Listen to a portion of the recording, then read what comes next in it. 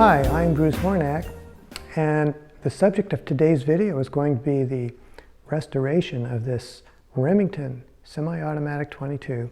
This is a Model 24 John Browning design, manufactured in 1929.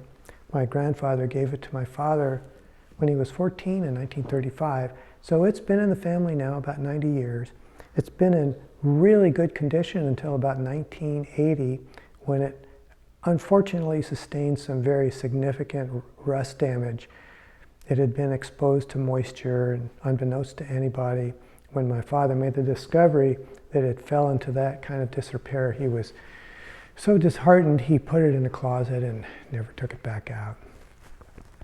4 years ago he passed away, and I inherited all of his guns and had to make a decision about what to do with them. It's taken me 3 years, but I finally decided that their sentimental value was so much greater than their intrinsic value that I wasn't going to sell anything, and decided to take on this particular rifle as a renovation project, which is what the three-part series is going to be about. So the first part is going to be about what it took to get the rust off the metal components and get them re-blued, with a particular focus on the barrel. And I'm going to use a cold bluing process demonstrating the differences between Oxpho-Blue and Birchwood Casey. The second video is going to be refinishing the buttstock and the forend using a Minwax wipe-on polyurethane. The third video is going to be topics specific to this rifle. I didn't want to take any time on the first two videos, but I think are very important.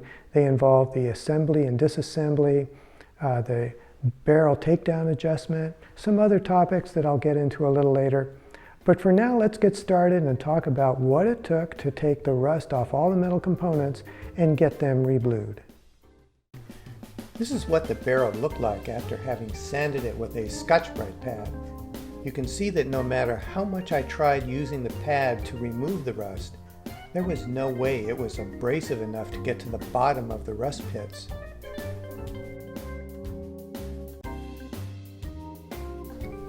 And the receiver wasn't much better. It was rusted all the way around, and you were seeing it after scrubbing it with a Scotch-Brite pad.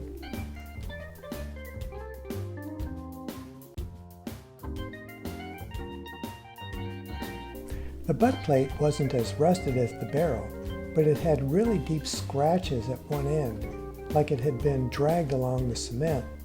This is the magazine tube that runs down the center of the stock.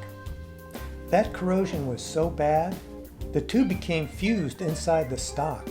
I had to pay a gunsmith $25 to break it free without damaging either. To get the rust off the barrel, I knew I was going to have to spin the barrel. So I bought a 2-foot length of 3/16" all thread, securing it down through the center of the barrel, making sure to use washers, lock washers, and double nuts on both ends. I knocked out the sights and the forend lugs from the dovetails in the barrel, which allowed me to spin the barrel without protrusions.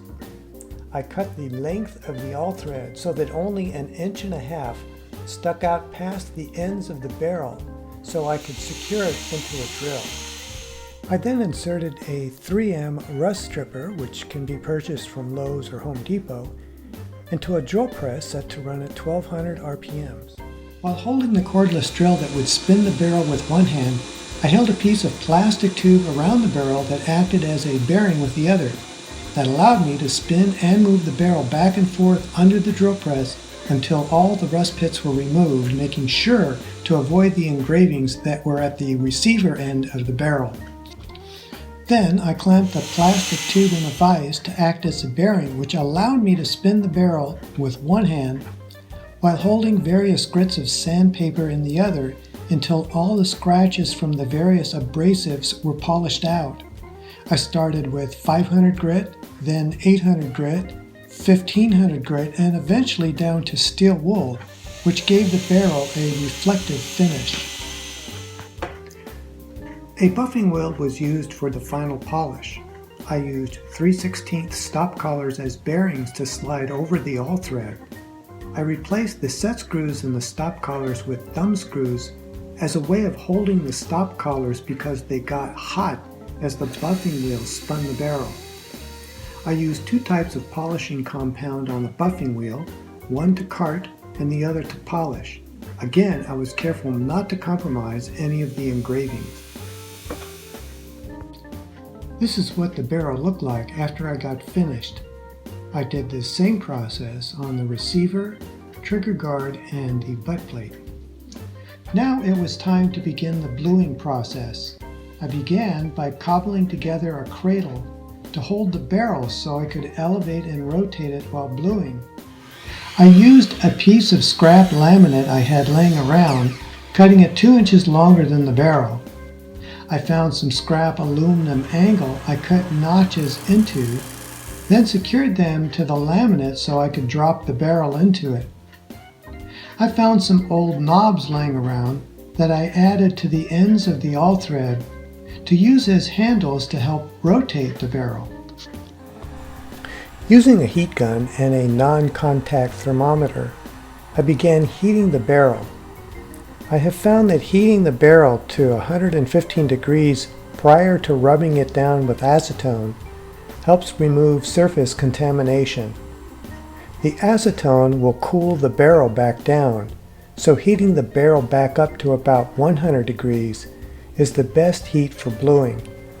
Any hotter and the bluing compound dries too quickly, which can result in irregular coloring. For the cold bluing process, I chose to use both Oxpho-Blue and Oxpho-Blue gel.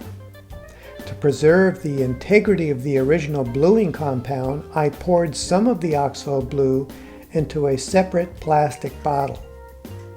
Using a cotton ball clamped between forceps, I began applying the Oxpho-Blue using continuous strokes across the length of the barrel, rotating it until the entire barrel was coated.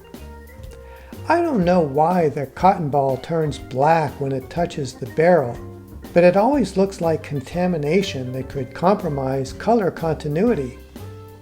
Fortunately, that did not turn out to be a problem with this project, but send me a comment if you know what's happening with this chemical reaction.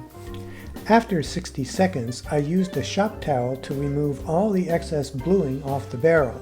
Then, with quadruple-aught steel wool, I buffed out the first coat until there was a uniform polish. Don't worry if the color lightens because the gel will darken it back up.